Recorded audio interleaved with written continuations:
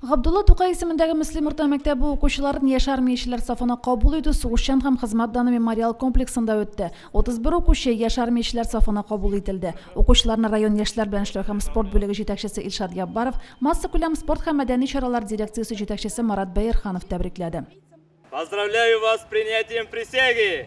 Ура! Келесі елларда да, келесі оқу елларында да шулай туган җирне яратып, туган илне яратып, һәр вакытта матур итеп яшәгез. Һәм инде мәктәпләрдә тырышып укыгыз. Яшь армиячеләр бөтен Россия хәрәкәте үзенә балаларны һәм яшүсмерләрне берләштерә. Хәрәкәт традицияләргә нигезләнгән. Туган җирне ярату, табигатьне саклау, өлкәннәргә булышу, яшь армиячеләрне бизәүче кайбер сыйфатлар гына. Балалар илебезнең лаеклы гражданнары булып үсә. Бүген бик истәлекле вакыйга булды. 5тән бирле укыткан минем шушы укучыларым яшь армиячеләр сафына кабул иттеләр, ант иттеләр, удостоверениялар алдылар. Аларның күңелендә калыр дип уйлыйм бу вакыйга. Алар кызлар да, малайлар да җитдиләнеп киттеләр. Менә бик шушындый икенче төрле карадылар барыбер дә.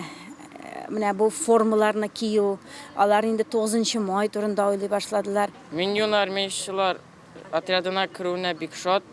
Безне бүген тантаналы кабул иттеләр.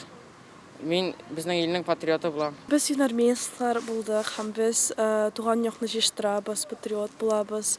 Истәлекле даталарны барлыйбыз һәм сүсибез шекләргә безнең солдатлар һәм мин бик хурланам юн армиец булуым өчен. 2016 елда төзелгән яшь армиячеләр хәрәкәте үзенә 900 меңгә якын баланы берләштерә. Хәрәкәт балаларга яңа мөмкинлекләр ача. Алар туган як тарихын өйрәнә, техник казанышлар белән кызыксына, спортны ярата, игелекле, кешелекле булып үсә.